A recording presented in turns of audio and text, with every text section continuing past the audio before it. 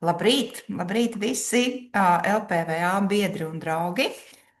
Prieks šorīt tikties atkal ar bonus kartes pārstāvjiem, lai runātu par elastīgas darbinieku labumu sistēmas izveidošanu un iespējām. Un šodien mums ir lektori gan Liena Vesere, gan Edita Līdaka.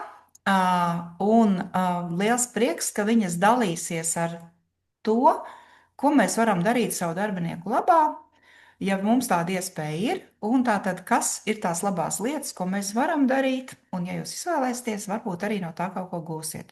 Vēl patīkam klausīšanos un dod vārdu laikam Edītei pirmajai. Jā, paldies. Man patiesi prieks, ka ir tik liela interese par to, kādas varbūt ir pieredzes vai iespējas izveidot šīs sistēmas. Šodien mums būs tā kā divās daļās šī lekcija. Pirmajā daļā es pastāstīšu par to, kā varbūt to pašu sistēmu, kā piešķirt punktus vai kā to pašu labumu grozu veidot. Un otrajā daļā Liena pastāstīs jau detalizētāk un sīkāk par to, kā tas strādā tad, kad jau tas ir izveidots.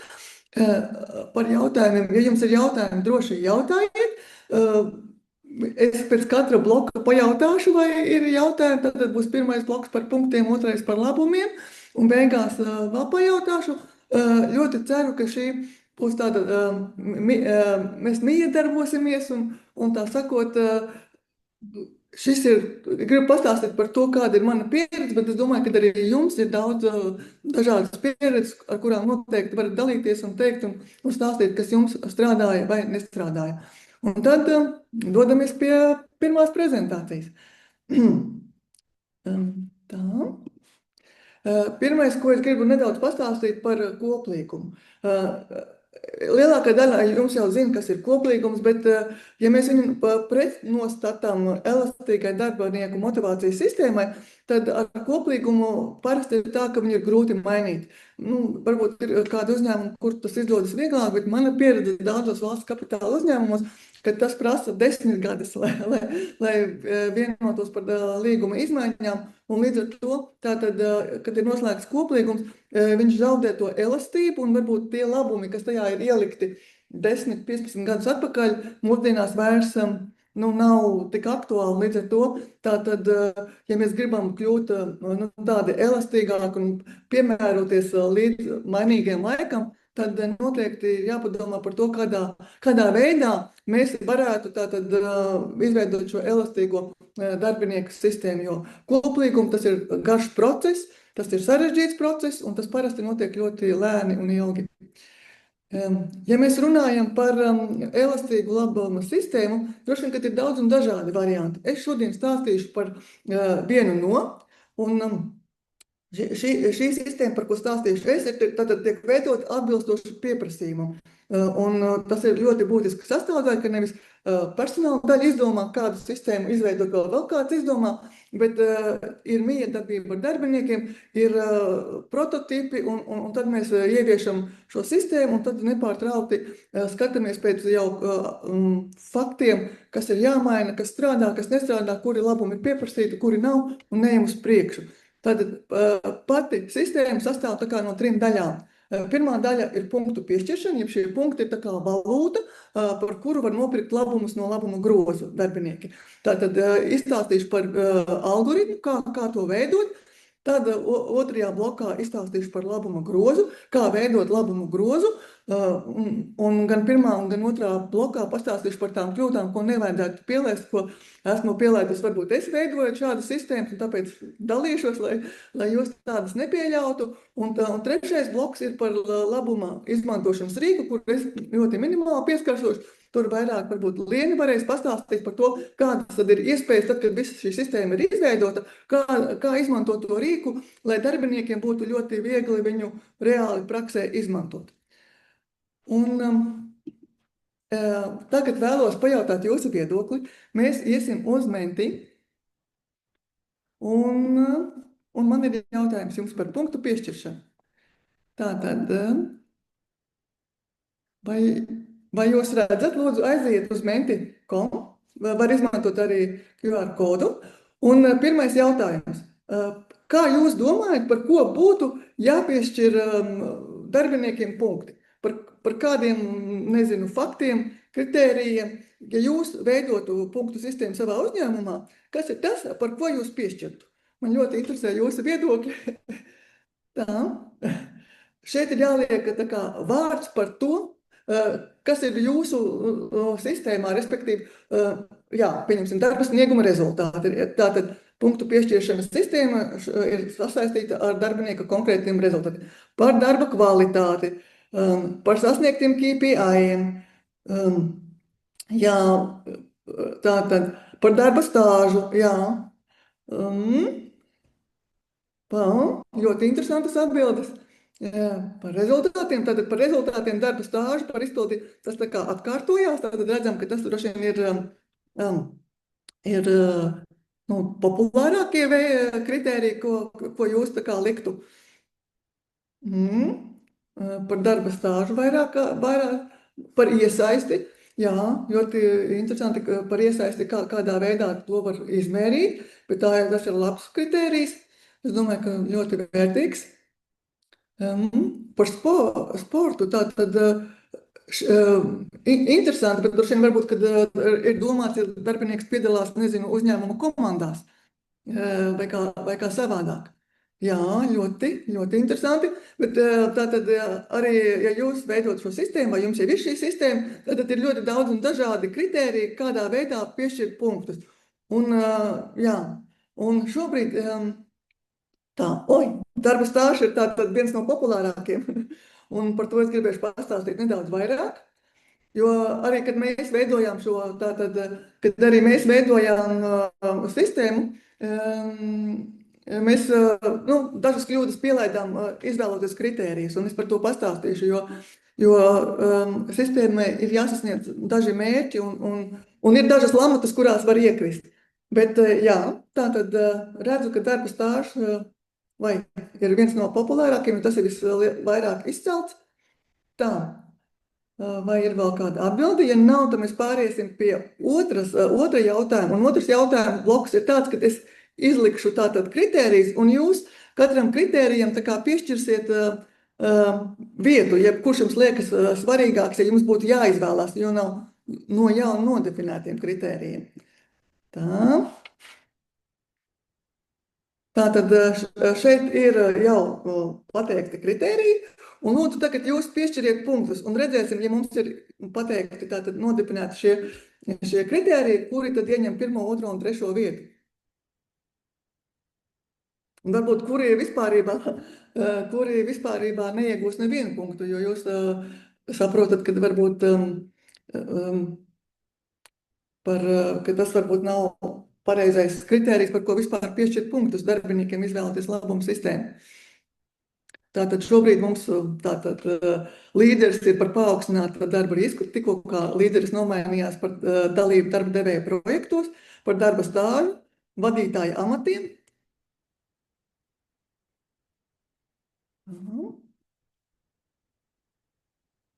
Par bērniem. Šeit mēs redzam, ka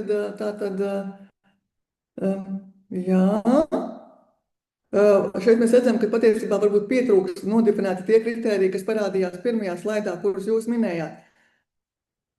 Bet ir skaidrs, ka kritēriju apjoms nevar būt bezgalīgs, kad tiek veidotas sistēmas, ir jānonāk līdz kaut kādiem 5, 6, maksimums līdz 10 kritērijiem.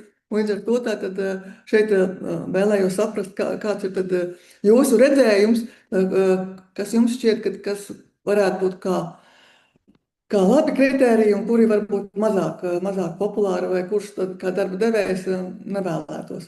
Bet šeit mēs tātad redzam pirmo trīnieku par dalību darba devēja projektos, par darba stāžu un par darbu ar paaugstinātu risku. Tātad, un vadītāju amatiem un par bērniem ir mazāk. Tā, ceru, ka visi, kas gribēja atbildēt, ejam atpakaļ pie prezentācijas. Tā.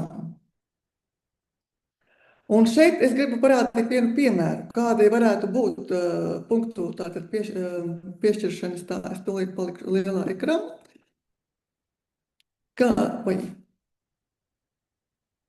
Kādi varētu būt piešķiršanas algoritmis? Tātad par darba stāžu, kā jūs minējāt, par izglītību. Ja uzņēmumā ir aktuāli, tas varētu būt par to, ka ir pastāvīgās amatpersonas status, jo šīs personas parasti piedalās tātad iepirkumos un lai motivētu viņiem tātad piedalīties. Ja ir struktūra vienības vadītājs, ja ir zemesarga status, tiem uzņēmumiem, kur tas ir aktuāli, ja nav, tad tādu neliek. Ja ir labas efektivitātes idejas realizētas, par dalību apmācībās, pieņemsim, ja apgūst mākslīgā intelekta apmācības, kas šobrīd ir ļoti populārs. Kur ir lamatas? Lamatas ir tad, ja mēs ļoti lielus punktus ieliekam par darba stāžu. Ja mēs ieliktu ļoti, veidojot mūsu prototipu, mēs tā izdarījām un sapratām, ka tā ir ļoti liela kļūda. Tad, ja par darba stāžu tiek piešķirti ļoti daudz punkti, tad patiesībā jauniem darbiniekiem, kas ir tikko sākuši uzņēmumā, šis labuma gros var būt situācija, ka viņiem vispārībā viņiem nav iespēja neko no tā labuma groza izmantot, un tas viņus nekādā veidā nepiesaista. Līdz ar to, jā, par darba stāžu tas ir labs kritērijs, bet lūdzu tātad nepielieciet pārāk lielu šos punktu skaitus, lai nebūtu situācija, ka tikai tātad uzņēmumu ilgstošie darbinieki var nopirkt labumus, kas tātad ir iekārojumi, kurus varbūt jaunie darbinieki līdz 5 gadiem šādus labumus tātad nevar vispār iegādāties. Ja mēs runājam par punktu piešķiršanas algoritmu izveidošanu, ir vēl lietas, kam ir jāpievērš uzmanību un jāvienojās par to, kā mēs to darām. Piemēram, vai visus piešķirtos labumus darbinieks var izmantot uzreiz. Nezinu, janvārī piešķiram, un viņam ir teorētiski iespēja visu līdz janvāra beigām arī iztērēt. Un ir otra iespēja, kad atsevišķiem labumiem, kā piemēram ēdināšana, transporta vai vēl kā cits, mēs piešķiram periodiski, vienreiz pusgadā, vienreiz ceturksnī. Jo tātad, kāpēc šis ir svarīgi par to padomāt un par to tātad nodefinēt, jo pirmkārt tas ir naudas plūsmas jautājums priekš darba devēja.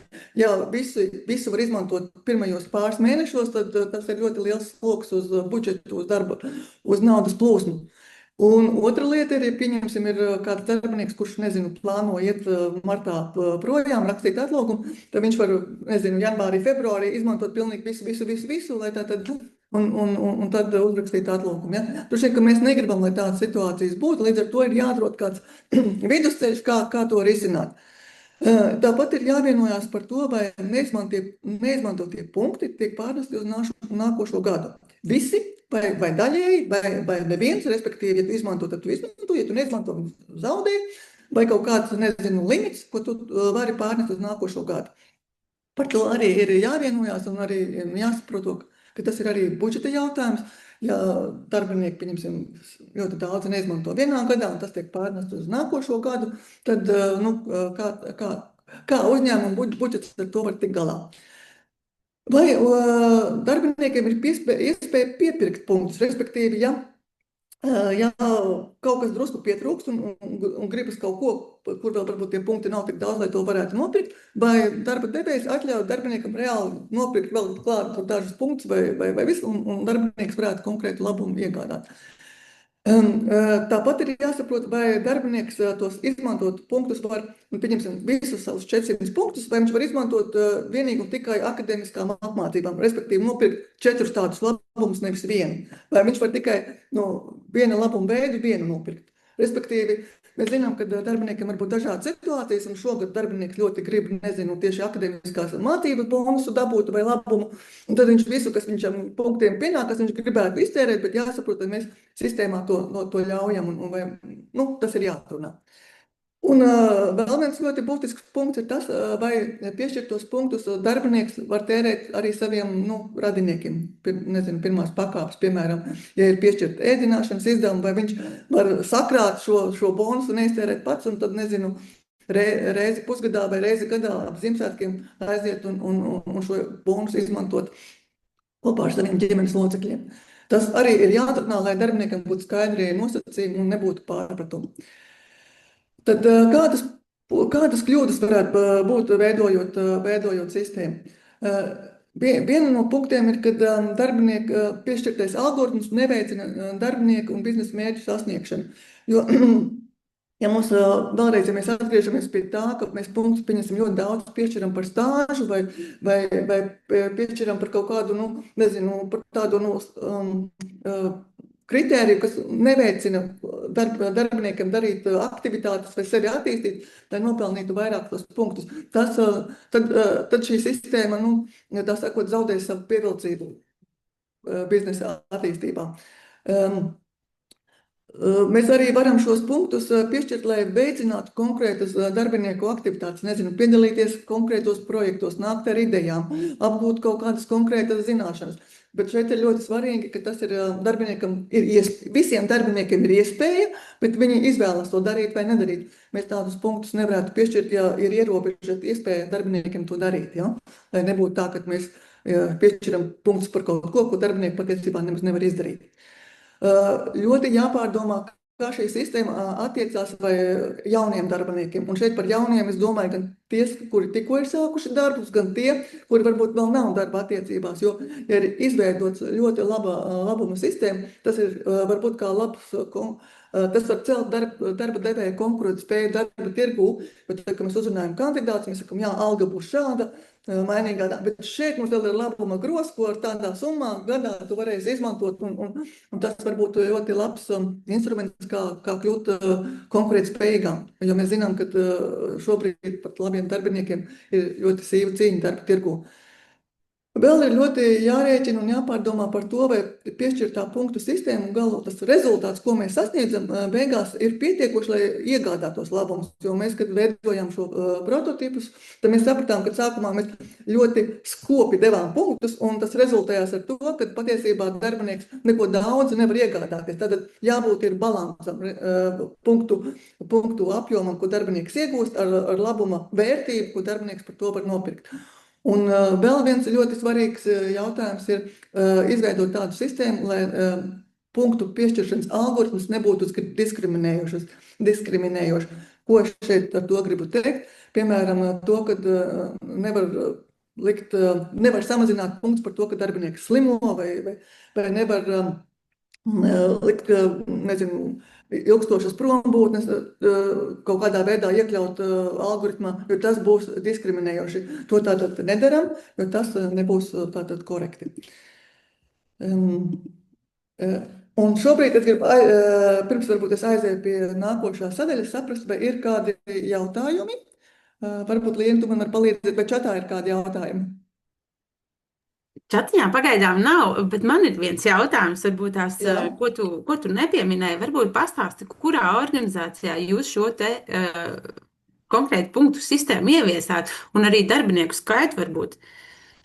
Jā, tātad mēs izstrādājām prototipu LVRTC, Latvijas radio un televīzijas centrs, bet mēs viņu neieviesām līdz galam, jo es arī par to runāšu pašās beigās. Jo patiesībā ir daži limitējošie faktori, kāpēc šīs sistēmas līdz galam netiek ieviestas, un viens no tiem ir finansiālais, jo ir jāatver koplīgums. Un tas, kur to vieglāk izdara, ir privāti uzņēmumi, kur varbūt tā sadarbība ar darbinieku pārstāvjiem ir vieglāka un kur varbūt arī budžeti ir brīvāki. Bet jā, tātad LVRTC bija 330 darbinieki, kaut kādas atsevišķas sadaļas no šīs labuma sistēmas ir ieviesuši arī citi uzņēmumi, bet tā, kad no nulles un tādu pilnīgu sistēmu neviens uzņēmums nav ieviesis, parasti ievieš pakāpeniski un mazās daļās. Jo tas ir vienošanās jautājums, un tas ir arī jautājums par budžeta iespējām un tā, jo parasti ir tā, ka mēs gribam visu kaut ko papildus, bet mēs neesam gatavi atteikties no tā, kas mums jau ir. Un neviens darba devējs nemūžam nevarēs atļauties no esoša koplīguma labumiem, pie esošiem koplīguma labumiem pielikt klāt vēl veselu labumu grozu, ja to koplīgumu neatver, nepārskata un no kaut kā neatsakās, kas pāriet attiecīgi šie resursi pāriet uz labuma grozu. Tā, un es vēl neesmu paspējusi tātad pateikt, bet redzu, ka jūs jau čakli strādājat par to, kas būtu jāiekļauj labuma grozā, ja jums būtu teikšana. Un šeit pārliecinoši šobrīd ir veselības apdrošināšana, arī sporta treniņu apmaksa, ceļa izdevumu apmaksa, tātad transporta izdevumi, skaistuma kopšana. Tas ir nu, ļoti jauki, tas ir tāds mazāk populārs, bet es domāju, ka darbinieki to noteikti novērtēs. Papildu atvaļinājumi, papildu brīvdienas, autostāvvieta, tātad apmaksātas pusdienas, brīvdienas, sports, kā mēs redzam, arī tātad ir diezgan populārs jūsu vidū. Brīvdienas. Tātad mēs šeit redzam zelta trīnieku, veselības apdrošināšanu, sportu un brīvdienas. Jā, un jā, papildu autostāvvietas, tātad veselības apdrošināšana, droši vien, kad jā, ir gan lielie burti, gan mazie burti. Bet patiesībā apmaksātas mācības, jā, tas arī ir viens no kritērijiem, viens no labumiem, kurus jūs tātad liktu savā labumu grozā. Psiholoģiskais atbalsts, jā. Gribu teikt, ka psiholoģiskais atbalsts ir kaut kas tāds, kas kļūst arvien populārāks. Jā, bet tātad veselības apdrošināšana, sports un brīvdienas. Un šeit es gribu pateikt, ka mums jau tur, kur ir šie labu koplīgumi, tur ir kaut kādas lietas, kas parasti jau ir nostiprināts. Un tad, kad mēs vēlamies izveidot šo sistēmu, tad ir ļoti svarīgi saprast, kas ir tas, ko darbinieki novērtētu, kas ir pieprasīts, jo labuma grozam tiešām ir jābūt pieprasītam, savādāk viņš zaudē savu jēgu. Un tātad mēs šeit redzam šajā lapā, ja šajā jautājuma sadaļā mēs redzam, ka veselības apdrošināšana, sports un brīvdienas ir uzvarētāji. Un tad mēs pāriet pie otra slaida, kur tāpat kā iepriekš ir tātad nodefinēti jau esošie labumi un gribētu jūsu vērtējumu, ja jums būtu jāizvēlās no šiem, kuri jūsuprāt būtu paši svarīgākie darbiniekiem. Varbūt šeit es pat lūgtu domāt ne tikai par sevi, bet par jūsu uzņēmumu. Kā jūs domājat jūsu uzņēmumā, kuri no labumiem būtu vispieprasītākie, ja jums būtu jāievieš, jo, kā es tikko teicu, diez vai varēs visu uzreiz, ja visas vēlmes uzreiz diez vai varēs apmierināt. Un līdz ar to vienmēr būs tas jautājums, ar ko mēs sākām, ar kādu minimālo paketi mēs izmēģinām pirmajā gadā, un tad mēs varbūt, ja viss strādā labi, varam pieaudzināt. Protams, kad ir lietas, kas jau ir populārs, un varbūt pat pēc kurām, kas jau ir tā kā defaulta labumi, pēc kurām ir grūti iedomāties uzņēmumu. Man liekas, ka viena no tām ir varbūt pat veselības apdrošināšana, kur tas ir must have jautājums, bet, protams, vienmēr ir jautājums par to apjomu vai to veselības apdrošināšanas paketi un saturu, kādu mēs varam piedāvāt.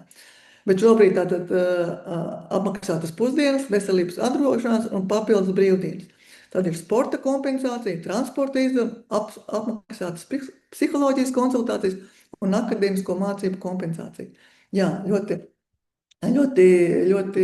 līdzīgi tā, kā mums bija jau iepriekš, kad mēs tātad veicām pirmajā slaidā, tikko kā veselības apdrošināšana aizgāja pirmajā vietā, bet tātad mēs redzam, kas ir tas, un patiesībā šeit es gribu pateikt, ka tas var arī būt lamatas, ja mēs tā kā domājam, ka populārākās lietas būs tās, ko mēs domājam un nepaprasām.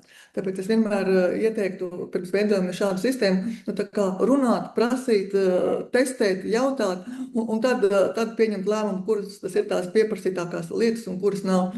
Pieņemsim, jā, par veselības apdrošināšanu te var būt ļoti dažādi, kad droši vien, kad ir kaut kāds minimums, ko mēs gribam iedot, un tad ir kaut kāds, nezinu, super labā pakete, ko varbūt izmantos tikai ļoti maz cilvēku. Un tad, lai uzņēmums tātad lieki netērēt līdzekļus vai lieki nerezervētu līdzekļus, tad vienmēr tas ir jānoskaidro iepriekš. Un tagad mēs dodamies atpakaļ uz prezentāciju.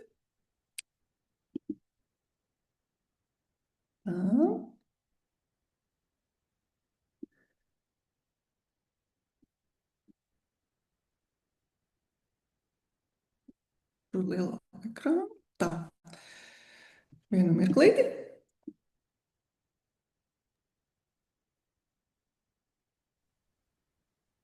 Daudz nedaudz tehniski iestrēgusi mana prezentācija, bet tūlīt mēģināsim tikt ar to galā.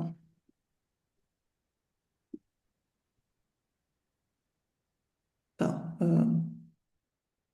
Tātad šeit vispirms gribu parādīt, kāds varētu būt labuma gros un arī tā labuma vērtība punktos, jo, kā es teicu, ir ļoti svarīgi veikt aprēķinus un saprast, cik tad katrs labums varētu maksāt vai kāda viņa tā salīdzinošā vērtība varētu būt. Un ir, protams, dažādi punkti. Šeit būs varbūt punkti, kuri maksās darbinieka vidējo izpēļu. Un tad mēs saprotam, ka to ir tā ļoti grūti nodefinēt, jo katram darbiniekam ir savādāka vidējā izpēļņa, un tas var būt pavisam cits numurs, tad būs jāpieņem kaut kāds vidējais lielums. Tad ir pavisam konkrētas, nezinu, cenām vai limits, ko mēs varam noteikt. Tas, protams, būs vieglāk pateikt, cik tas maksā punktos. Un šeit arī, protams, ir jāsaprot, ka, ja mēs dodam iespēju darbiniekam piepirkt klāt, tad arī saprast, cik tad konkrēti darbinieks, nezinu, naudas izteiksmē eiro var nopirkt šos punktus, kāda ir vienam punktam vērtība, lai tas arī būtu tāda salīdzinoši un jēgpilni. Ja mēs ejam uz to, kādas kļūdas nevajadzētu pieļaut, vai kas ir tas, ar ko, pieņemsim, es saskāros veidojot šādas sistēmas, tad pirmais, varbūt pats lielākais, kad nenoskaidrojam, kāds ir darbinieku vajadzības un vēlmes. Ticiet man, katrā uzņēmumā tās var būt pilnīgi atšķirīgas. Un ja mēs domājam, ka mūsu uzņēmumā, nezinu, darbinieki ir tādi, un viņi gribēs to, un tas viņiem ir populāri, tas pavisam var izrādīties kaut kas cits. Un šeit man pat gribētos jūs iedvesmot, kad ir gatavs sistēmas prototips, viņu notestēt kaut kādiem darbinieku, nezinu, pret atsevišķu darbinieku grupām, lai saprastu, vai tiešām tas ir tas, ko mēs gribam, un vai tas tiešām strādās. Otrs varbūt klupšanas akmens ir, ka mēs ļoti baidamies ieviest šo labumu grozu, un tad pasakam 1 vai 2 labumi, pieņemsim veselības apdrošināšana un tur brīvdienas. Un tad tas vairs nav nekāds grozs. Ja mums nav iespēja vai nav vēlmes izveidot tiešām labuma grozu, tad droši vien jāpaliek pie tā paša koplīguma, nezinu, viņu aktualizējam, ieliekam tos 2 labumus un aizmirstam, jo šī sistēmas izveidošana un elastība, tas prasa resursus, gan laiku, un arī tā izvēlē, man liekas, ir jābūt diezgan tāda, kur tiešām var izvēlēties. Ja? Un ja mēs vēl neesam gatavi, tad varbūt pagaidīt, bet neveidot grozu, kur es saku, ir, pieņemsim, tādi 1, 2 labumi un vairāk to nevar izmantot. Tāpat kā iepriekš teicu, ka ļoti skatāties, kā šo labumu grozu var izmantot jaunie darbinieki, jo, diemžēl, praksē ir bijis tā, ka jauns darbinieks atnāk uz uzņēmumu, un sistēma ir izveidota tāda, ka tikai tad, kad tu, nezinu, pēc 5 gadiem esi stāžā, tad tev viss kaut kas sāk pienākties. Un tas, protams, ir ļoti demotivējoši, jo mēs saprotam, ka jaunie darbinieki šobrīd darbus maina diezgan bieži, 2, 3 gadi, un viņi var jau būt jau nākošajā darbā. Līdz ar to ir ļoti svarīgi jau pašā sākumā izveidot sistēmu, kas ir viņiem pievilcīga un kas varbūt palīdz mums viņus noturēt uzņēmumā ilgāk. Tāpat par piedāvātiem labumiem ir jāpārdomā, lai viņi būtu aktuāli, un šeit stāsts no darbiniekiem ir tāds, ka mēs tur piešķiram, pieņemsim, papildu dienas par visu kaut ko ar domu, ka darbiniekiem tas ļoti patiks, viņi varēs atpūsties, varēs ar savām ģimenēm pavadīt vairāk laika. Un pēc tam mēs secinām, ka varbūt vasara vilkni darbinieku nemaz šīs papildu dienas nevar izmantot, jo viņi pat ikgadējo atvaļinājumu tā īsti nevar izmantot darba dunas dēļ vai kādu citu iemeslu dēļ. Un tad jā, mēs esam iedevuši veselus, nezinu, 5 veidu brīvdienas, bet darbinieki tik un tā viņas nevar izmantot. Un tad tas ir tāds iesaldēta nauda budžetā, bet patiesībā šis labums neveic savu darbu un nemotivē darbiniekus tātad veikt konkrētas darbības. Un pēdējais, ko es gribu pateikt, tas ir ļoti, ļoti būtisks. Lūdzu, labuma grozo neiekļaujot obligātos labumus, jeb labumus, ko paredz likums, respektīvi brīvdienas par īpašu risku vai viss, kas, ko likums jau paredz, kas darbam par īpašu risku ir, tātad jābūt kompensācija, to mēs nevaram ielikt kā izvēles labumu, jo to jau paredz likums un visi, uz kuriem tas attieksies, tam labums ir jāsaņem. Tas pats ir par virsstundām, par optikas kompensāciju. Likums pasaka, ka optika ir jākompensē. darba devējs varētu varbūt veidot, nezinu, divpakāpju sistēmu, kad ir obligātais minimums, kas tiek visiem nodrošināts, bet labuma grozā ir paaugstināts optika kompensācija, ko darbinieks vēlas var izvēlēties. Tā gan varētu, ja? Bet tā, kad darbiniekam, tā sakot, ir par saviem punktiem jānopērk optikas kompensācija, tā nevar, jo to jau paredz likums. Vēl šeit gribu nedaudz pieskarties par to, kāpēc tas ir darba devējiem izdevīgi. Tātad patiesībā, ja mēs šo sistēmu sakārtojam visu, kā to prasa likums par iedzīvotāju ienākumu nodokli, šeit īpaši vēlos, lai jūs pievērstos 8. panta 15. punktam, kur ļoti skaidri definēts, ko un kā var darba devējs darīt, lai tas, tā sakot, nebūtu jāmaksā papildus nodokļi, tad darba devējiem, ja viņš šo sistēmu sakārto, tas ir ļoti izdevīgi, jo līdz pat 700 eiro darbiniekiem uz darbinieku gadā uz 3 veidiem ēdināšana, ārstniecība un transports, darbinieki var izmantot līdzekļus un nemaksājot papildus nodokļus. Un tas nozīmē, ja ir sakārtota sistēma, tad par to pašu naudu darba devējs var iedot darbiniekam vairāk, jo nenāk klāt šie papildus nodokļi. Es domāju, Liena varēs nedaudz vairāk par šo pastāstīt, bet tātad darba devējiem tas tiešām ir izdevīgi. Un varbūt tas ir arī iemesls, kāpēc arvien vairāk un vairāk privātie biznesi mēģina slēgt koplīgumus, varbūt pat tādus sākumā ļoti minimāls, elementārs, bet tas dod tātad tiesības saņemt šo nodokļu atlaidi. Šis varētu būt ļoti labs instruments darba devējiem, kad viņš var motivēt konkrētas rīcības, ja? Aktivizēt darbinieku dalību konkrētos projektos, konkrētas apmācības, respektīvi, nevienmēr ir iespēja samaksāt naudā vai kā savādāk, respektīvi darbinieks motivēt, bet ar šo labumu grozu, tas ir ļoti labs rīks, lai stimulētu darīt tieši tās darbības, ko darba devējs vēlas. Un tas, ka šī sistēma ir izveidota aktuāli, viņu var katru gadu pārskatīt, tas, kad var dabūt datus un skatīties, kas strādā, kas nestrādā, tas nodrošina, ka ilgtermiņā šī sistēma ir pieprasīta un aktuāla darbiniekiem. Tā kā, jā, darba devējiem ir virkne labumu, ko var izmantot savukārt darbiniekiem. Viņi var izvēlēties tieši to, kas tajā gadā, tajā momentā viņiem ir nepieciešams. Mums šobrīd darbā strādā vairākas paaudzes, līdz pat 3 paaudzēm. Un vienam un tam pašam darbiniekam vienā gadā varbūt bija aktuāls viens jautājums, otrā gadā pavisam cits jautājums. Ja?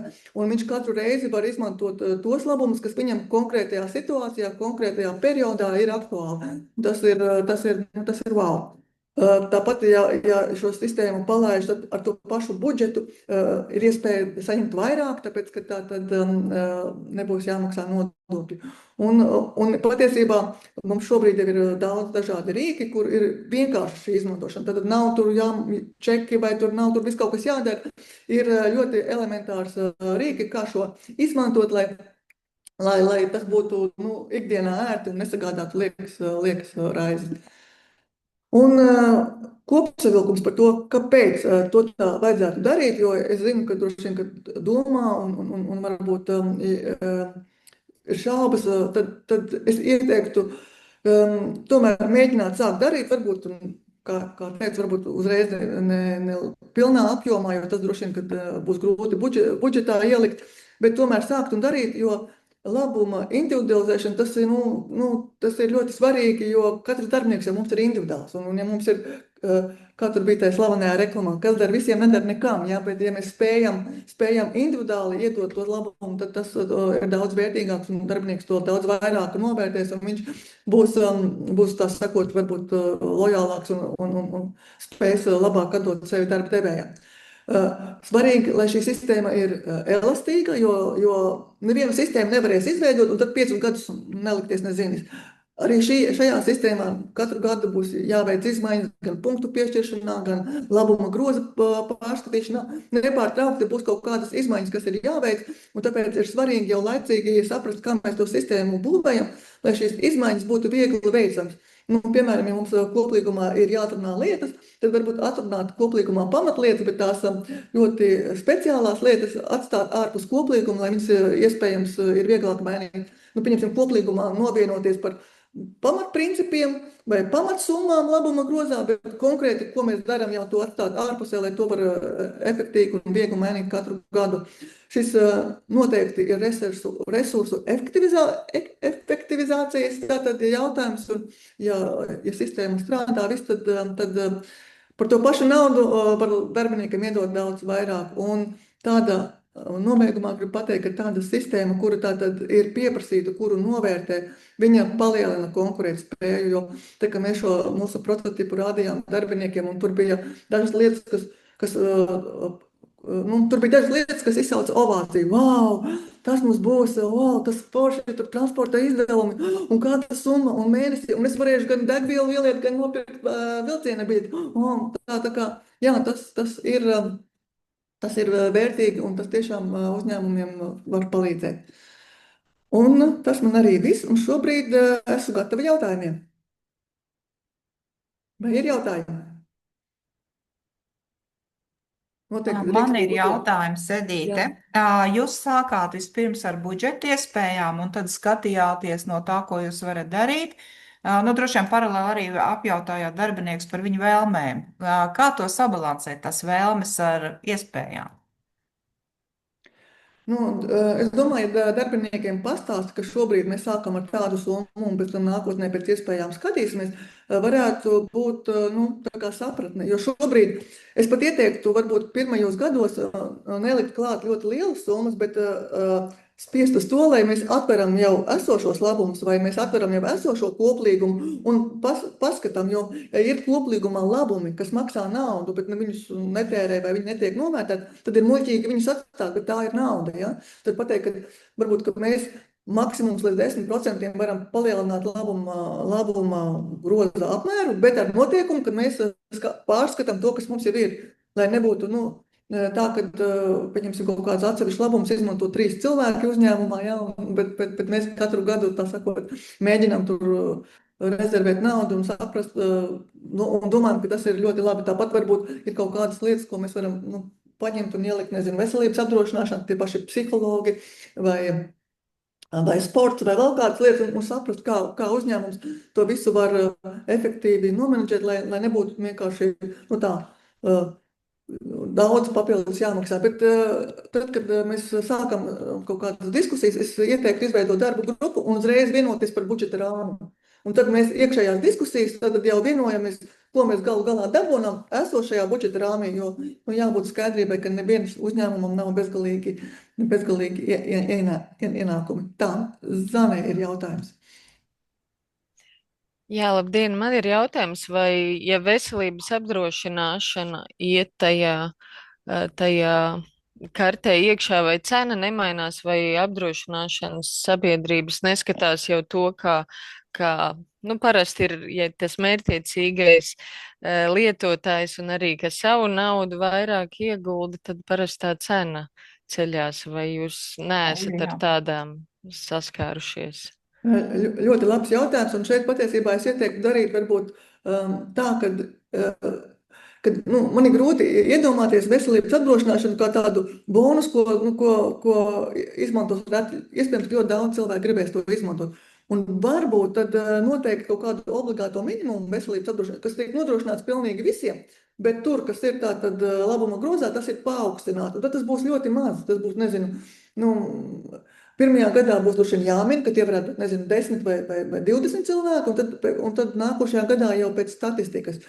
Bet tātad šeit arī es ieteiktu varbūt tā kā klasificēt obligātais minimums, ja basic apdrošināšana, kas tiek nodrošināta visiem, jo es domāju, ka arī darba devējs vēlas šo noņemt risku, ja kādu, kas notiek, tur vajadzīga slimnīca vai kaut kāda, kad tas ir nosakts, ka nav tā, ka tas pēkšņi parādās kā izdevums darba devējiem. Līdz ar to basics, tātad visiem, un tad tas, kas ir advanced programmas, tās ielikt labuma grozā, bet tur nebūs daudz cilvēku, un tur uzreiz teikt apdrošinātājiem, ka līdz 10. Līdz ar to viņi uzreiz varēs to cenu piemērot, ņemot vērā. Vai, piemēram, ja varbūt nevis advanced, bet atsevišķi tur zobārstniecības programma ar paaugstinātu limitu, vai vēl kaut kādas atsevišķas programmas, kur ielikt ar paaugstinātu limitu, un tad viņas atsevišķi var nopirkt. Jā, man iepriekš uzņēmumos ir bijis tā pieredze tāda, kad ir tas, ko nodrošina, un tad līdzmaksājums ir tur, kur ir tā kā jau paaugstināts, ko darbinieks pats izvēlas. Protams, cena ir augstāka, bet varbūt joprojām tik laba, kad apdrošinātājs ir gatavs to dot, gan darbinieks ir gatavs to nopirkt. Man arī ir piemērs, ar ko var padalīties. Ir, kā Edita jau teica, startēt ar to, kāds ir budžets vai no darbinieku vai uz organizāciju, veidojot labumu grozu. Tad runājot par apdrošināšanu tieši tā, viņu veidot dažādos līmeņos, tad ir tas basic līmenis, un tā budžeta ietveros, tad skatīties, kur tad paliek tas apdrošināšana maksā tik, un tad cik kuram darbiniekam atbalstoši pēc tā, ko viņš ir izvēlējies, paliek vēl līdzekļi viņam ieplānotajā budžetā citiem labumiem. Tad ko pēc punktu sistēmas iespējams var izmantot citam, kas viņam ir aktuāli. Jā, protams, arī gribu pateikt to, ka katrā uzņēmumā ir kādi, nezinu, cilvēki, kuri vispār negrib nevienu veselības apdrošināšanu, viņi pie ārsta tā arī neaiziet. Agrāk, kad bija jāņem kartiņas, pat kartiņu neizņēma, ja? Bet, tas ir jautājums par darba devēju. Arī, kad darba devējs grib, lai visiem būtu kaut kāds obligātais minimums nodrošināts. Tā, vai ir vēl kādi jautājumi? Izskatās, ka nav. Liene, dodu vārdu tev. Es varbūt varu uzdot vēl vienu jautājumu. Jā, lūdzu. Es gribēju jautāt, kāpēc būtu nepieciešams izmantot, teiksim, punktu sistēmu, nevis vienkārši piedāvāt darbiniekam dažādas labuma opcijas. Piemēram, ir tas, es nezinu, jūs droši vien zināt, stebīs, kas darbojas būtībā tādā pašā veidā, ka mēs vienkārši dodam darbiniekam iespēju noteiktā summā izvēlēties, kādu labumu viņš sev vēlas.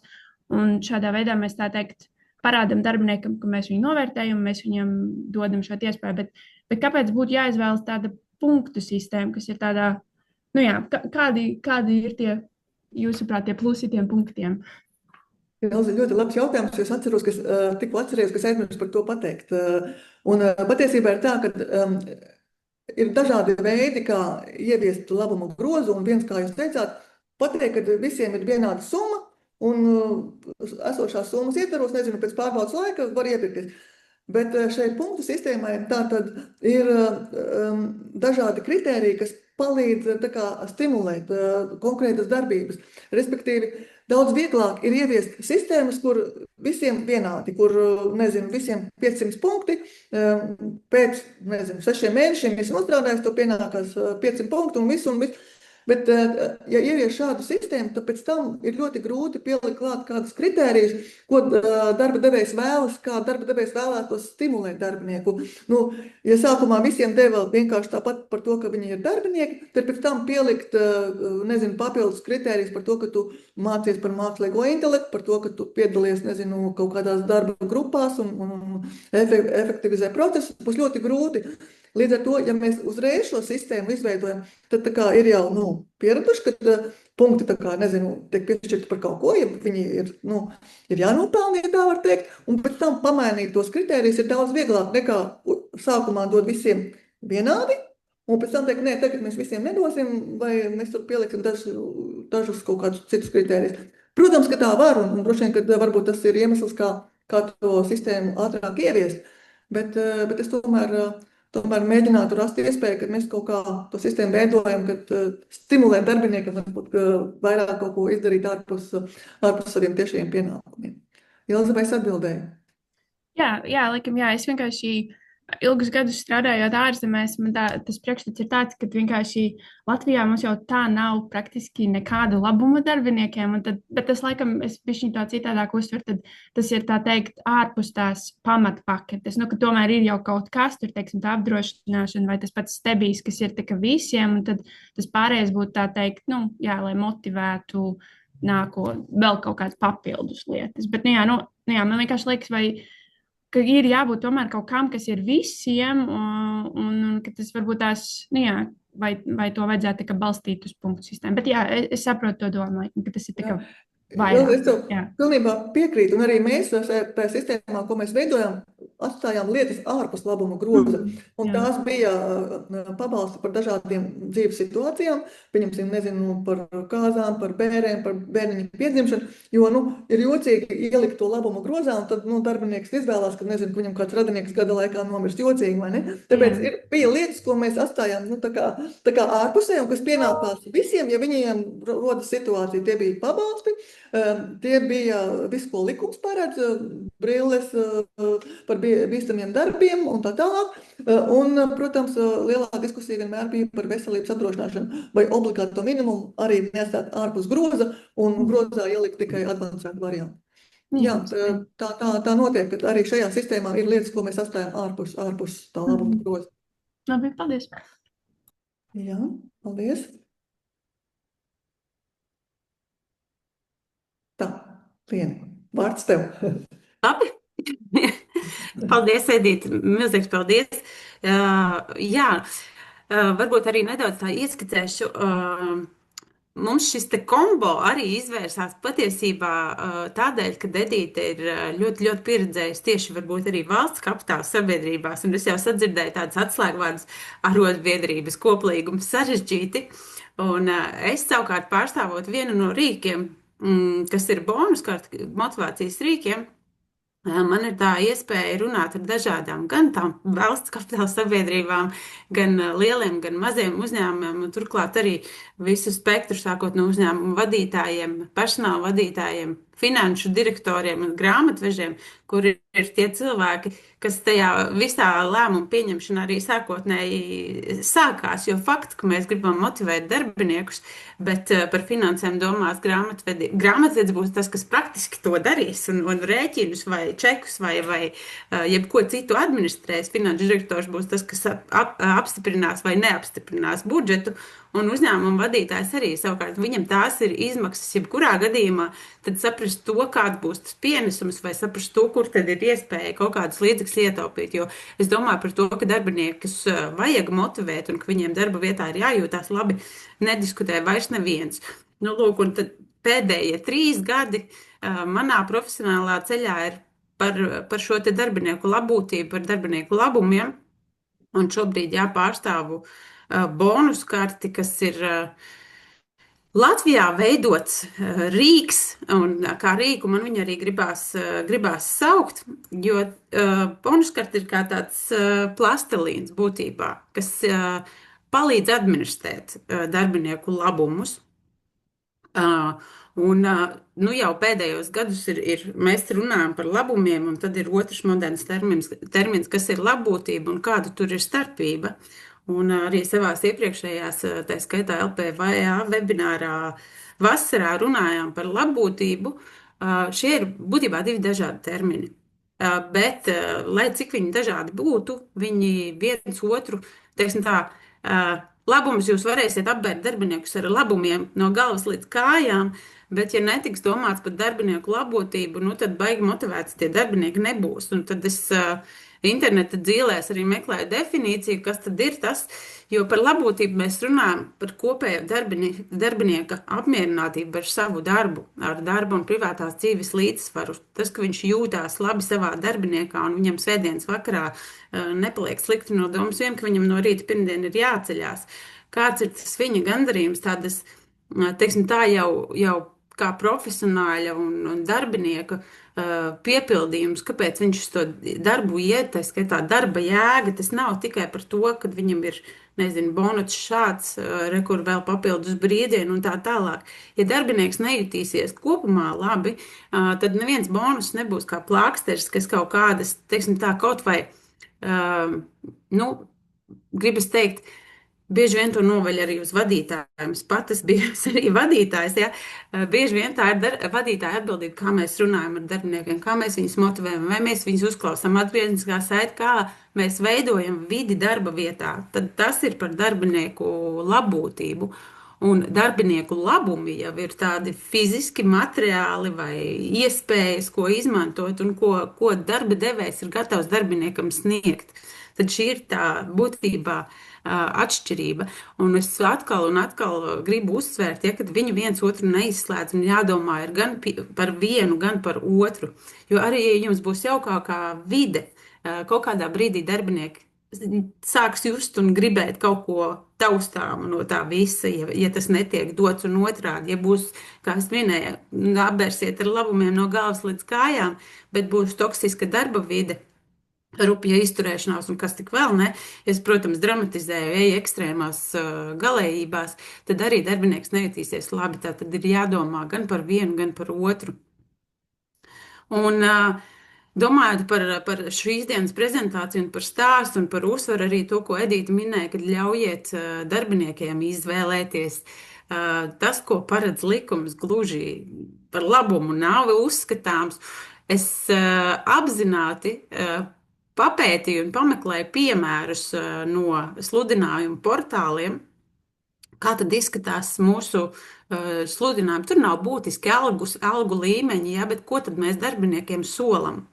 Un šeit es arī jau gribu sākotnēji pieteikt, nav pareizi vai nepareizi, jo daudz kas ir atkarīgs no organizācijas lieluma, daudz kas ir atkarīgs no pieejamā budžeta, bet lasot sludinājumu, jūs, nezinu, pozīcijā, kaut vai biroja administrators. Jūs meklējat biroja administratoru un vēl meklējat citas 10 kompānijas. Ja? Tad kā jūsu sludinājums uz tā visa fona izceļās un kas ir tas, ko var piedāvāt? Un šeit tā ideja man dzima arī tādēļ, kad es pasakoju, redzēju vienu tautas valodā sakot cepienu sociālajos tīklos, par ko tad sola darba devējs. Šajā gadījumā man gribas piesieties terminālam profesionālu darba vidi piedāvāt. Piemēram, mēs tā kā uzskatām, ka principā pamatā mēs ejam uz darbu, kur ir profesionāla darba vide, vai šeit zemāk par dinamisku atbildību, radošu un interesantu. Tie ir tādi subjektīvi jēdzieni ļoti. Ko tas nozīmē? Vai pilnas slodzes klātienes darbs ir tā kā labums, vai tas ir tā kā, tāds tas darbs ir, tā pozīcija ir? Kā mēs to pozicionējam? Vēl piemērs. Apmācība kolēģu vidū. Kā tas izskatās? Ko tas nozīmē? Tu būsi kolēģi vidū un kā gribēs, tā mācīsies, kā tev tur kolēģi pamācīs un apmācīs, tā arī būs. Vai tas tiešām izklausās pēc labuma, ar ko mēs sevi pozicionējam kā kaut ko ļoti, ļoti vērtīgu? Atkal jau profesionāli izaicinoši darba vide. Ir tādi apšaubāmi šie termini. Un tad ir mazliet jau konkrētākas lietas, ko domājot par labumiem. Esiet precīzi, uzskaitiet to, ko jūs dodat. Šeit ir arī piemērs. Ir dzimšanas dienas brīvdienas, ir 2 apmaksātas veselības dienas gadā, apmaksāta automašīnu degviela, pasākumi. Daudzām organizācijām ar ikdienā runājot, es zinu un redzu, jo man to stāsta, kad ir visādi labumi, bet sludinājumos kaut kā tendē pieķerties pie tādām ļoti virspusējām lietām un neuzskaitīt, kas tad ir tas, ko piedāvā. Grūti pateikt to iemeslu, kāpēc mēs nedalāmies. Varbūt tādēļ, ka liekas, kur mums ir mūsu konkurence paņems un nokopēs. Bet darbiniekam tas ir būtiski izdarot lēmumu, jo, kā jau es minēju, kompānijā, ja meklē piemērs pašu administratoru, tad ir sludinājums profesionāla darba vide vai kur ir ar jau konkrētiem labumiem, konkrētiem bonusiem. Ja man ir jāizlem, kurā organizācijā, tad es sūtu savu pieteikumu, tad es domāju, ka vienos vārtos tur ir skaidrs, kur aizietu pieteikums darbiniekam. Šeit vēl viens labais piemērs, ja, kad ir uzskaitīts jau konkrētas lietas, viņas nevajag vienkārši slēpt. Ir automašīna, ir ikmēneša iemaksas pensiju fondā, piekdienas īsākas darba dienas. Tie ir tādi elementi, no kā nevajag baidīties uzskaitīt. Es saprotu un zinu, arī mēs paši Bonuskartē esam 7 cilvēku uzņēmums, kad ne visiem būs mašīna, ka ne visiem būs dažādi šie labumi pat iespējami darbiniekiem dot, tad padomājiet no tā spektra, ko jūs savas organizācijas iespēju lokā spējat dot. Un no tā nevajag kautrēties, un to visu tad arī var uzskaitīt. Kaut vai tas iepriekšējais piemērs par īsāku darba dienu vai papildus brīvdienām. Un vēl viens piemērs. saīsinātā darba diena, iespēja strādāt hibrīda modelī. Tās ir tās lietas, ko darbinieks, skatoties sludinājumus, viņš jau vērtē. Viņam vienkārši vajag zināt, no tā to nevajag slēpt un ar to vajag dalīties. Nu, lūk, un vēl viena, kā jau minēju, pasakoju šim te cepienam sociālos tīklos par to, ko darba devējs dod vai nedod. Es pilnīgi noteikti esmu šādu skatu piedzīvojis, kad ir kaut kas tiek svinēts vai ir piekdienas pēcpusdienas picas dienas. Un tad ir kaut kādā brīdī, cik to picu var ēst. Un otrkārt, ja daudz darbinieki šobrīd strādā hibrīda režīmā vai attālināti, nu tad viņiem līdz tai picai tikt ir gan sarežģīti. Un kā tas arī kā ēdīt uzsver, bieži vien ir tā, ka mums šķiet, ka kaut kas ir baigi forši un ir forši, bet nekad nevajag aizmirst par to darbinieku daļu, kuri varbūt domā savādāk. Un šeit man arī ir konkrēts piemērs no nesenas sarunas ar vienu klientu, potenciālo klientu, kuri meklēja, uzrunāja bonuskarti būtībā kā rīku, kā vienkāršāk administrēt apmaksātu sportu darbiniekiem.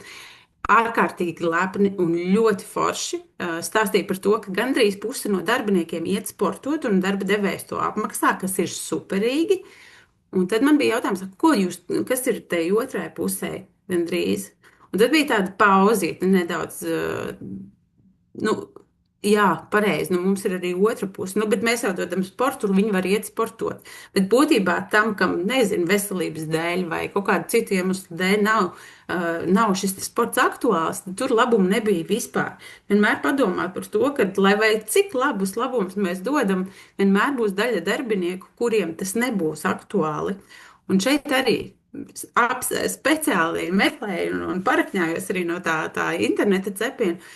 Stāsts par veselības apdrošināšanu. Mēs pie viņas esam pieraduši, un viņi ir vajadzīgi, vērtīgi. Vienmēr varam diskutēt par polises šo te segumu, bet konkrēts piemērs, kad veselības apdrošināšana prasa nosūtījumu, lai par 3 eiro varētu apmaksāt pakalpojumu, un tad ir komentārs. Ja?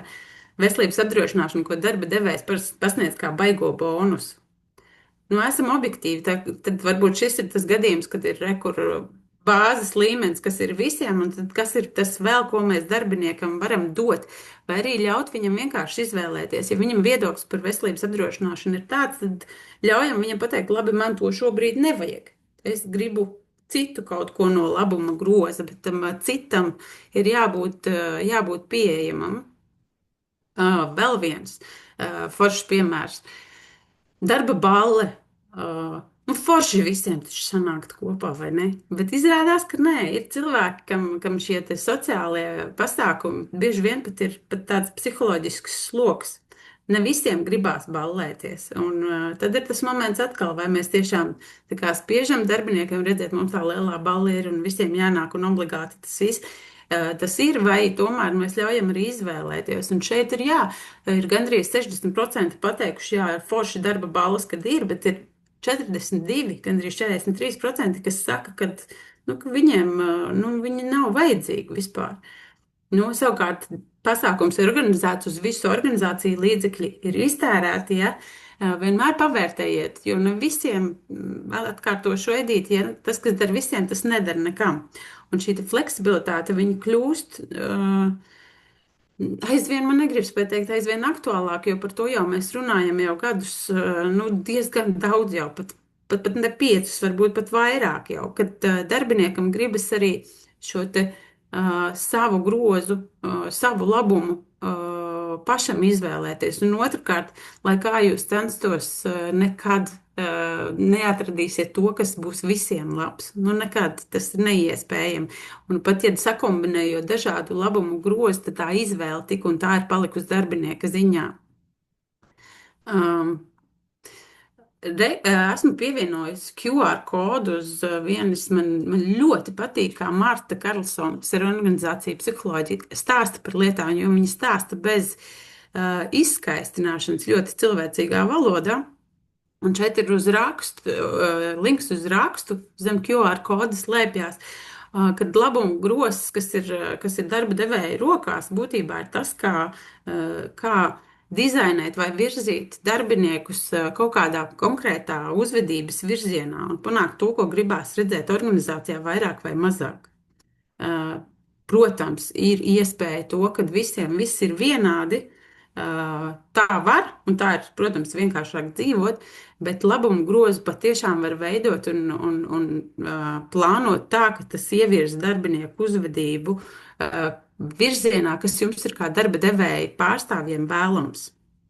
Un jā, par šo personalizāciju runājot, ir rindām pētījumu, tādēļ man arī negribējās kaut kādus, teiksim, grafikus likt prezentācijā, jo, lai kur mēs meklētu, ir kaudzēm pētījumi, kas šo te stāstu par dažādām paaudzēm, par dažādu paudžu vajadzību, par fleksibilitāti, kas apstiprina. Es domāju, ka tas jau mums jau skaidrs gadiem ir vairāk izaicinājums par to, kā mums pašiem izdarīt to maksimāli vienkārši, kā mums pašiem tajā visā nepazust, veidojot to fleksiblo labumu grozu, un pats būtiskākais, kā lai neiesiet visi izsavienojumā, domājot par to, kurš to visu administrēs.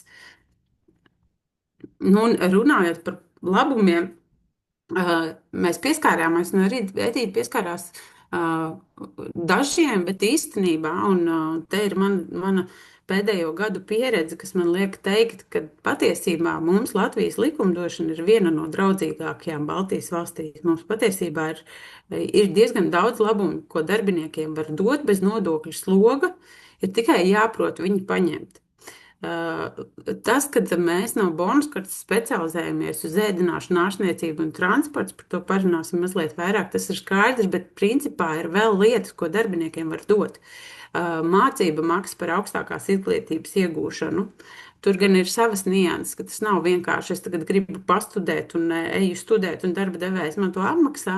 Tam ir jābūt saistītam ar prasmēm, kas ir konkrētai darba pozīcijai un darbam nepieciešams. Vai kompensācija par izdevumiem, kas saistās ar attālināto darbu. Veselības apdrošināšana jau pieminētā ar savu nodokļu atvieglojumu dzīvo savā pasaulē. Ja? Tur ir savs nodokļu atvieglojums, uzkrājošā apdrošināšana un iemaksas pensiju fondā. Arī šis ir tāds labums, kas īpaši jaunākai paudzei viņš ilgi nebūs aktuāls tādā ziņā, ka par to nedomāju. Tas esmu dzīves piemērs, kas vispār par pensiju nedomāja līdz kaut kādiem gadiem. Gribas teikt 38, jo pats sakārtoju savu trešo pensiju līmeni, ja, bet atkal mēs esam 3 paaudzes. Ja Gen Z paaudzē, viņiem liekas tas tik tālu un vēl nevajadzīgi, es arī savos 20 gados par to nedomāju vispār un likās, ka pensiju vienkārši valsts maksā. Tad šobrīd jau esot 40 aptuveni vecumā, tad jau tas kļūst aktuāli un par to ir gribās pat tīri personīgi sākt domāt. Un šeit ir darba devējiem iespēja. Jaukais labums, ko mums no pērnā gada valsts palielināja, atkal 100 eiro gadā kā dāvana. Darbiniekam var bez nodokļu sloga izmaksāt dāvanu 100 eiro gadā. Un tad ir šis iedzīvotāju ienākumu nodokļa 8. pantā, 15. punktā paredzētais ēdināšanas, ārstniecības un transporta izdevumi, par ko runāju es ikdienā, un mani kolēģi ļoti, ļoti daudz. Gribas teikt, likums viņš ir brīvi pieejams, tur visiem to var arī paši darīt un pilnīgi noteikti. Tas, ko mēs ar bonusu karti darām, mēs to vienkārši ārkārtīgi viegli palīdzam administrēt. Lūk, un tad kā tad būt labam visiem? Viens ir, kad jūs pirmkārt jau zinot to, ko var ar šo nodokļu atvieglojumiem izmantot, un šis ir tas moments, kas ir svarīgs, kad jūs runājat ar savu vadītāju vai finanšu vadītāju, kad jums ir jāizsit budžets kaut kam. Jo jebkura lieta, ko jūs darbiniekam dosiet, viņa maksā naudu, un ja ir iespēja ietaupīt uz nodokļu aspektu, izklausās briesmīgi, ja mums tas stāst kā nodokļus nemaksāt. Stāsts nav par nodokļu nemaksāšanu, stāsts ir par to, ka mūsu likumdevējs ir paredzējis lietas, ko tā drīkst izmantot, un pilnīgi, teiksim tā, ar mērķi darbiniekus motivēt, to var izmantot, un faktiski šie labumi ar nodokļu slogu neapliekas. Nodokļi vienkārši nav. Un kā tad būt labam visiem? Šeit, man gribot, negribot, ir jārunā par bonuskarti, jo tas ir rīks, kā es minēju, plastilīns. Un mums ir 2 virzieni, principā. Karta ir fiziska maksājuma karte, Mastercard, bet viņā var iekļaut, viens var pilnīgi noteikti var iekļaut kategorijas, kas iekļaujas šajā nodokļu atvieglojumā, kas ir ēdināšana, ārsniecība un transports, tāpēc arī mēs runājam par IT. Tie ir 700 eiro reiz darbinieku skaits. Tas ir kopējais budžets gadā, ko var šim labumam izmantot. Var apmaksāt ēdināšanas, ārstniecības, transporta izdevumu.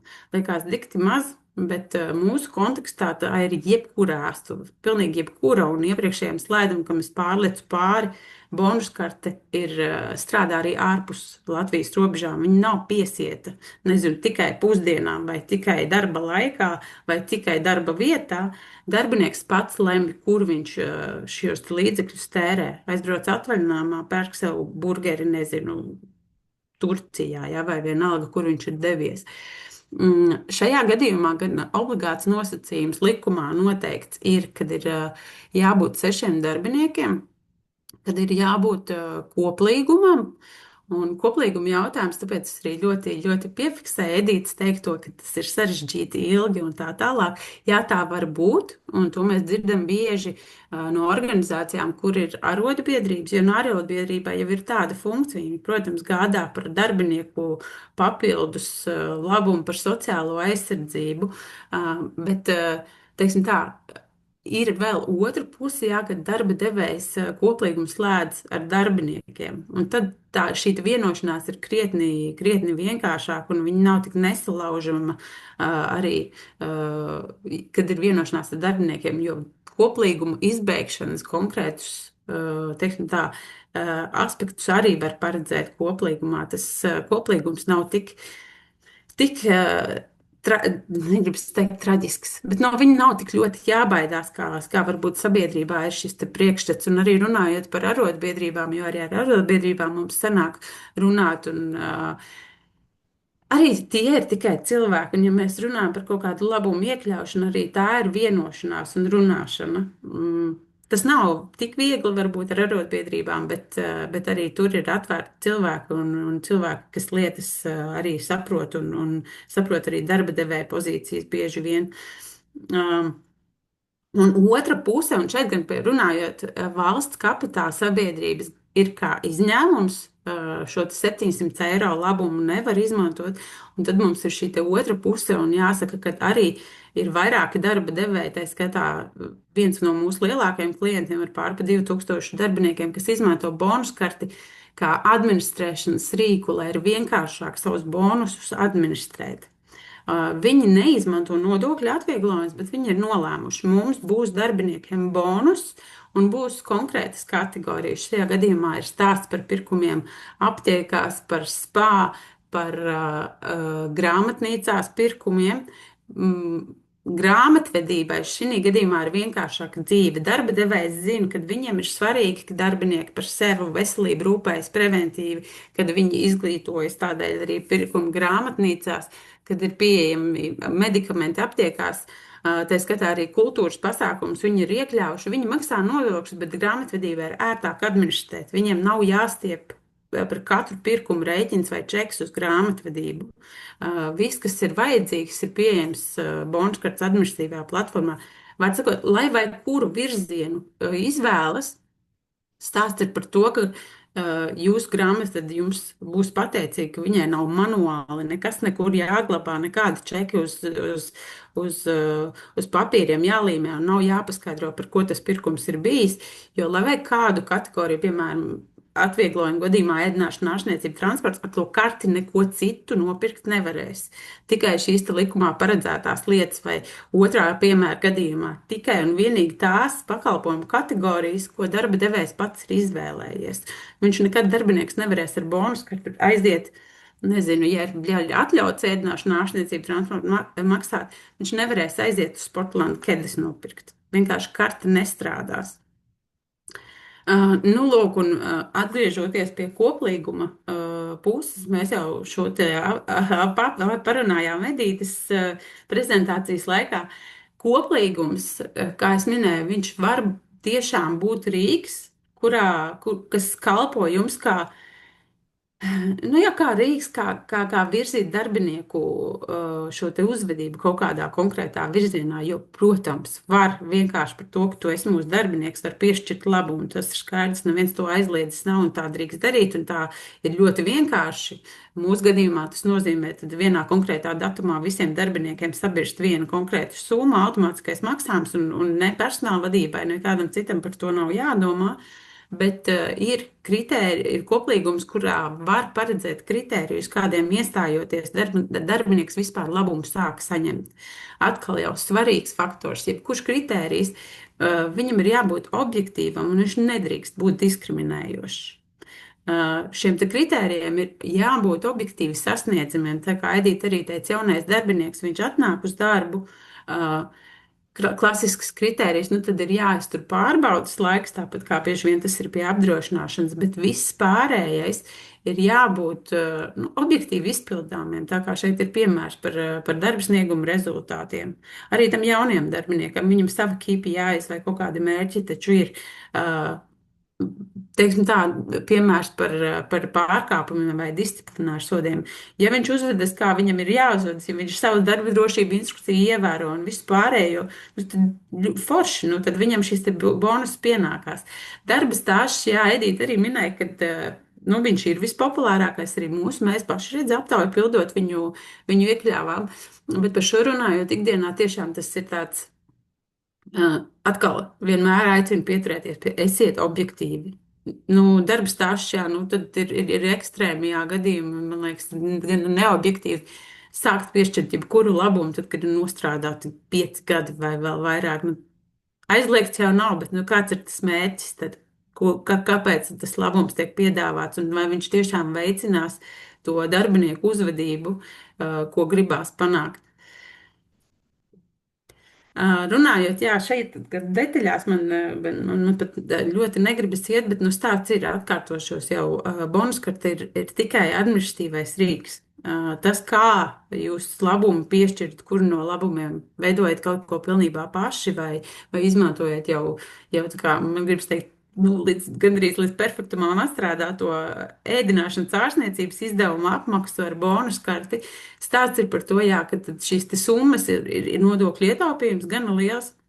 Un tas galvenais, īpaši tad, kad man jautā, kā man šito pasniegt vadītājiem tā, lai nepasaka nē, jo labumu jau gribās iedot, ir aprēķins par to, kāds ir nodokļu ietaupījums. Un bieži vien jūs pat nezinot, tas, kas ir pateicis nē, varbūt pat ir uzņēmuma grāmatvede. Tādēļ uzsvers ir uz šo samazināto administratīvo slogu, jo jebkurš labums, atkārtošos, jebkura lieta, ko jūs darbiniekiem pirksiet, tur ir rēķins pretī, tur ir čeks pretī, un tas ir grāmatvedes fiziskais un praktiskais darbs. Un vairāk darba, teiksim tā, viņi neviens nebūs priecīgs, ja viņam tiks uzkrauts liels administratīvais sloks, administrējot jebkādu labumu un labumu sistēmu. Un šeit ir, jā, kā jau es minēju, mums ir šie virzieni, šobrīd tādi spēcīgi virzieni ir 2, ir šis ēdināšana, ārstniecība un transports un nodokļu atvieglojumi. Jāsaka, ka tur ir ļoti, ļoti liels procents, lielākā daļa mūsu klienti to arī izmanto, bet, teiksim tā, karšu skaita ziņā lielākais klients, kā es minēju, ir 2000 un pāri, plus vēl daži klienti, kas izmanto ar nodokļu atvieglojumu nesaistītu labumu. Viņi karti izmanto kā rīku, kas viņiem padara dzīvi vienkāršāku, administrēšanu vienkāršāku. Un tad, kas tad ir noticis pērnējā gadā starp visu, ko vien mūsu klienti ir bonuskartēs savās salikuši, kādas opcijas ir visā vienā spainī samatot, atkal jau sanāk drusciņi atgriezties pie mentija aptaujas, jo tos elementus mēs arī dzirdējām, redzējām. Ēdināšanas izdevumi ir bijuši pagājušajā gadā vispopulārākie. Un tas ir arī izdevuma kategorija, kur iekļaujas nodokļu atvieglojumā. Aptieku pirkumi, tas ir šis gadījums, kur nodokļu atvieglojums nepiemērojās, bet liek domāt par to, ka darbinieki to ļoti, ļoti novērtē, kad var zāles aiziet nopirkt. Un mums arī nodokļu atvieglojuma kontekstā bieži jautā, vai aptieku pirkumi tajā iekļaujas. Diemžēl neiekļaujas, un tur ir valsts ieņēmuma dienesta atzinums. Domājot par veselības šiem pakalpojumiem, nodokļu atvieglojuma kontekstā vienmēr variet domāt to, tie ir tieši tie paši pakalpojumi, ko mēs paši no sava maciņa maksājam un tad sniedzam gada ienākumu deklarācijā. Tie ir tieši tie paši, un tur aptieku čeki vai nezinu, kaut kādu medicīnas ierīču čeki, viņi neiet šajā ienākuma deklarācijā. Gluži tāpat viņi arī nevar ar bonus karti samaksāt par tādām lietām. Tātad šis otrais ir apliekas ar nodokli. Ārstniecības izdevums savukārt atkal jau ir ar nodokli neapliekamie transporta izdevumi, kas ir no pagājušā gada jaunums. Transporta izdevumi ir kaut kas, ko ļoti, ļoti mūsu klienti gaidīja un gribas teikt arī potenciālie, jo transporta izdevumi ir viena no, nu, kā redzat, no populārākajām kategorijām, ko izmanto, jo tas iekļauj jebkuru sabiedrisko transportu, boltu, voltu, taksi, īstermiņa boltu, elektroauto uzlādi un arī degvielu. Tātad ēdināšana, ārstniecība un transports ir jau 3 kategorijas, ko jūsu darbinieki tāpat no savas algas viņi tērē. Jums ir tikai iespēja kā darba devējiem iedot šo kā papildus lietu viņam, lai viņam no savas kabatas nav šie izdevumi jāsadz, un plus vēl jūs varat ietaupīt uz nodokļu šo slogu. Un pārējie jau visi jau ir, kas saistās ar nodokli apliekamie labumi, kā es minēju, tur ir vienkārši darba devējs pats izlēms. Mūsu organizācijā ir svarīgas šīs lietas, un mēs gribam, ka bonus aiziet šajos virzienos. Bet runājot par šo nodokļu atvieglojumu, jo tā ir ļoti, ļoti, ļoti liela daļa, jo jau pār 170 klienti, kas mums ir organizācijas, darbinieki tomēr visvairāk tērē ēdināšanā. Šie ir 25. gada dati. Ēdināšanā, kas mūsu kontekstā ir būtībā jebkura ēstuve, jebkurā laikā, Latvijā, ārpus Latvijas specializētie pārtikas veikali, tā kā Hartvigs, Forevers, nezinu, jebkura konditorija, tirgu var iet dārzeņus pirkt, ja vien tur pārdevējiem karš termināls ir un karti strādās. Ēdināšana ir gana plaša, un arī šajā kontekstā man ir viens mīļš piemērs, kur viens no mūsu klientiem, viņam darbinieki paši ir lūguši iemaksas bonus kartēs veikt aptuveni 10 dienas nedēļu pirms algas dienas. Jo īpaši, jo ir lielāka organizācija, šie algu līmeņi arī ir dažādi. Bieži vien pat mēs neaizdomājamies, ka varbūt, nezinu, šoferiem, mums tas algu līmenis ir tāds, ka viņam uz mēneša beigām jau jāsāk dikti rēķināt, ko viņš var nopirkt, ko viņš nevar. Un tad konkrētais bonus tieši tajā brīdī viņam ir ļoti labs tāds sirsnīgs atspaids savā budžetā. Ārstniecības izdevumi ir mazākais, un te ir tas stāsts par, jo visiem, negribas teikt visiem, bet lielai daļai ir veselības apdrošināšanas polises. Savukārt ar bonus karti var, nezinu, ja apdrošināšana sēdz noteikti pusi no izdevumiem, tad to daļu, kas jāpiemaksā pašam, tad var ar bonus karti sekt. Un transporta izdevums, kā es minēju, to ļoti, ļoti gaidīju, un tas tāds kategorīgi, kur diezgan būtiski darbiniekam, nezinu, kaut vai to pašu degvielu ieliet bākā, ļoti novērtē. Lūk, un šī ir tā manas daļas beigas, uzsvers uz to, ka izdomāt, jo jūs variet jebko, bet jebkurai medaļai būs otra puse. Domājiet par to, cik tas izmaksā, meklējiet iespējas ietaupīt, jo tas, ka darbinieki gribēs vairāk un viņiem vajadzēs dot vairāk, lai paliktu konkrēti spējīgi, tas nekur nepazudīs. Vienkārši meklējiet rīkus, kas jums palīdz to darīt vienkārši. Te varu aicināt apmeklēt bonuskartes mājaslapu vai YouTube kanālu. Tur ir pilns ar mūsu jau esošo klientu atsauksmēm, jo es savu smuti varu stāstīt par to, cik ērti un vienkārši ir administrēt, cik ērti un vienkārši iet maksāt ar bonuskarti par savu pusdienu šķīvi kafejnīcā vai ieliet benzīnu.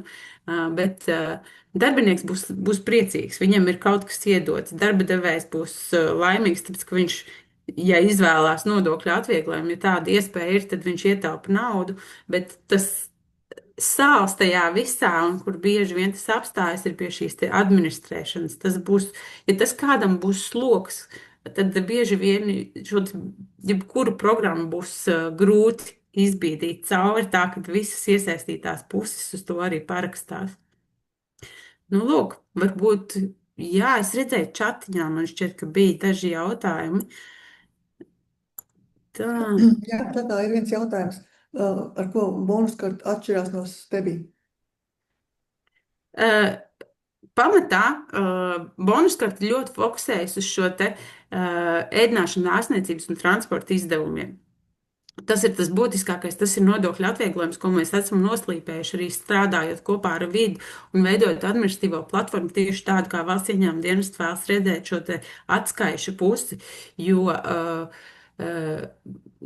teiksim tā, godīgi sakot, es nezinu, vai te bija ēdināšanas izdevumus vispār kaut kādā veidā administrē.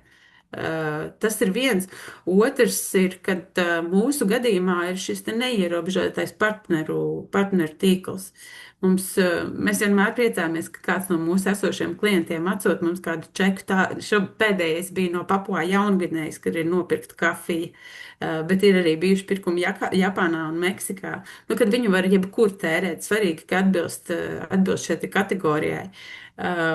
Zinu, ka Stebī fokusējas uz šo te fiziskās labbūtības pusi. Jā, nu, jādomā, kas katram ir tuvāks, kas katram ir vajadzīgs. To, kā, teiksim tā, politiski korekti atbildēt būtu, tad ir jāuzzina, kā administrēšana notiek pie Stebī, ja? Un saprast un abas šīs lietas salīdzināt. Bet tas, ko es varu stāstīt noteikti, kad ir pilna pārliecība par bonuskartes ļoti mazo administratīvo slogu, jo grāmatvedībai, kad jūs esat izdomājuši, kā jūs to gribat redzēt organizācijā, grāmatvedībai ir 3 izdevuma pozīcijas tikai, kas ir jāiegrāmato katru mēnesi. Un tas ir arī viss, un jāatskaitās par labumu ir tikai vienīgu reizi gadā. Jā, nu tās ir tās būtiskākās, man liekas, tās atšķirības, ka ir neierobežots šis te tīkls, un kad nav neviena čeki nevienā brīdī nekur nejāsniedz.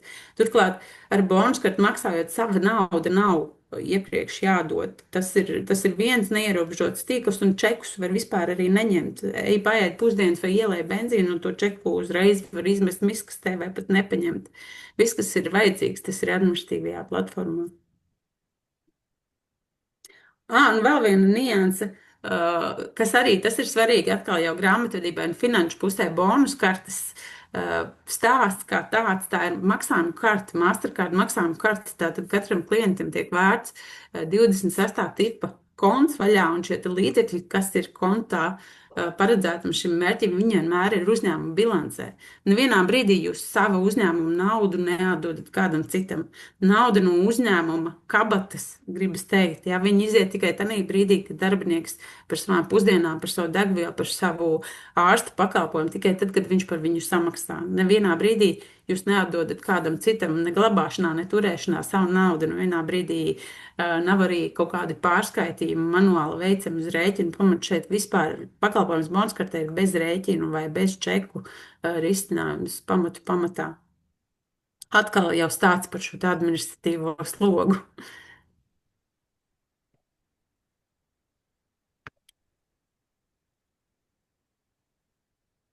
Paldies, Liene. Vai ir vēl kādi jautājumi? Kolēģi, čatiņā jautājumu vairāk nav. Nu, ko dāmas vielu pārdomām? Paldies Edītei, paldies Lienei. Ir idejas, droši vien gan par labumu groziem, gan arī par rīkiem, kā tos var realizēt. Un jā, kolēģi, ja jums nav jautājumu, tad teikšu visiem paldies sirsnīgu. Ja jautājumi rodās, tad Lienas kontakti ir šeit. Edītes arī bija, varam sazināties. Un vēlot visiem jauku šo saulaino pēcpusdienu, nedēļa ir viducī, lai visiem ir labs prāts un jaukas idejas. Uz redzēšanos! Paldies!